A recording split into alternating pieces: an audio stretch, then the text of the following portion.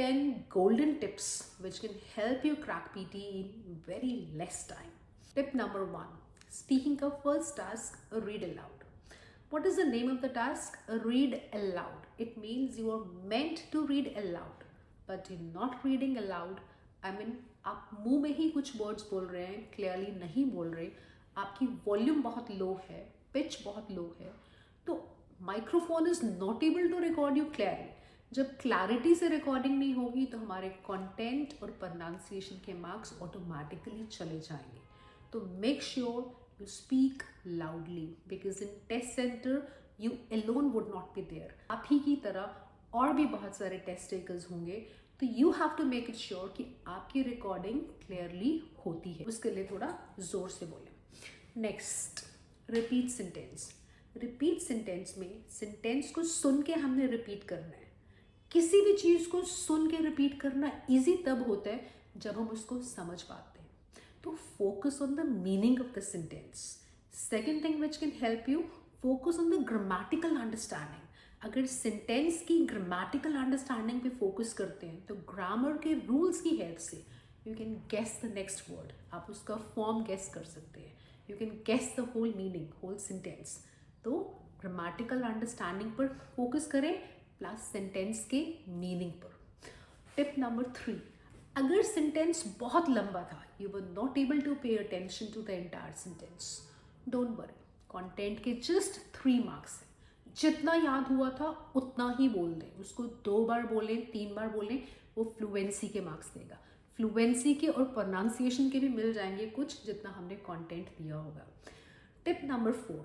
अगर सेंटेंस बहुत लंबा था, still you want to speak, तो ब्रेक द सेंटेंस. उसको पार्ट्स में याद करें.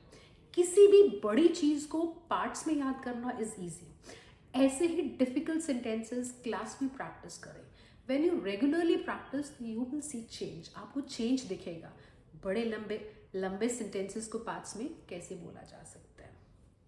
Tip number 5. डिस्क्राइब इमेज में कंटेंट के मार्क्स फ्लक्चुएट करते हैं. कंटेंट होता है डिस्क्राइब इमेज में से दी गई इंफॉर्मेशन.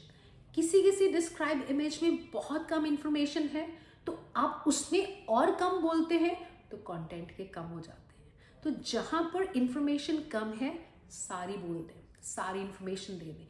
जहाँ पर इंफॉर्मेशन बहुत ज़्यादा है, डेटा बहुत ज़्यादा है, फिगर्स बहुत ज़्यादा है, कीवर्ड्स बहुत ज़्यादा है, वहाँ पर select the main features. Because आपके पास बोलने का टाइम जस्ट 40 सेकेंड्स होंगे. तो इट्स नॉट पॉसिबल कि जो बहुत ज़्यादा डेटा है तो रीड एंटायर डेटा. उसमें just main features. Tip number 6. Retail lecture. Retail lecture में मेक श्योर कि आपने वही कीवर्ड्स सिलेक्ट करने हैं अपने लेक्चर में बोलने के लिए जिनकी प्रोनाउंसिएशन में आपको प्रॉब्लम नहीं. पर ऐसा भी नहीं है कि आप उतने ही कीवर्ड्स लिखेंगे. मान लीजिए हमें 8 कीवर्ड्स बोलने हैं तो हम 10 to 12 लिखेंगे to be on the safer side, ताकि अगर मैं नर्वस हो जाऊँ, मैं कंफ्यूज हो जाऊँ, still I have some extra words.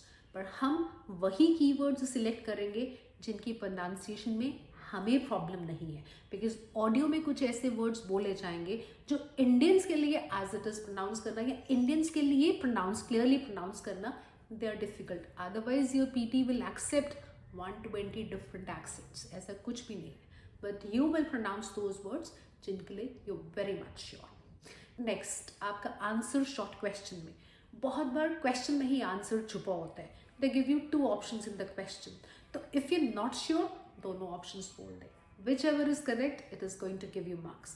Otherwise, you should practice these questions. 10 questions every day if you will practice. तो काफ़ी questions के answers आपको याद हो जाएंगे. Tip number 8. Summarize written text. इसमें हमें summary लिखनी है 55 to 70 words के अंदर. 55 to 70 words एक ही sentence में लिखने हैं.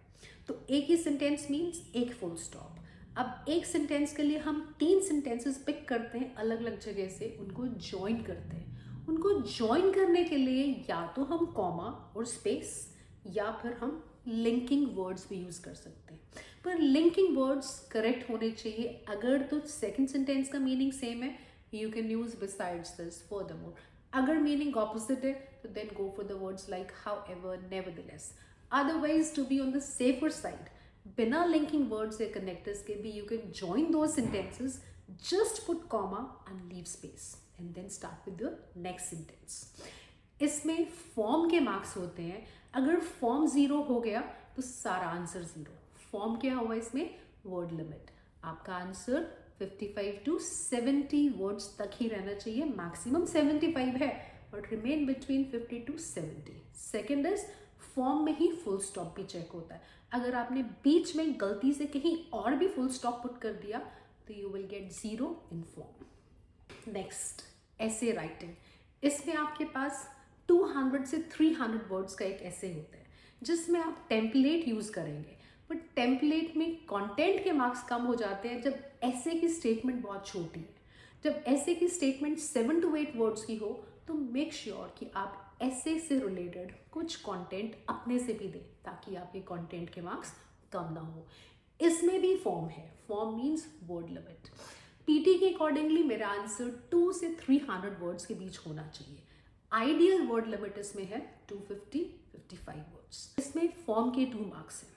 मान लीजिए आपने अपना आंसर 120-199 वर्ड्स का लिखा या फिर 301 से 380 वर्ड्स का लिख दिया. मतलब 200 से कम या 300 से ज़्यादा. तो इन दोनों केसेस में आपको फॉर्म का 1 मार्क मिलेगा.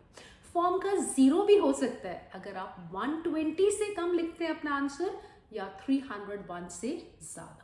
So make sure you keep a check on word limit. Make sure that you follow these tips and find difference in your performance.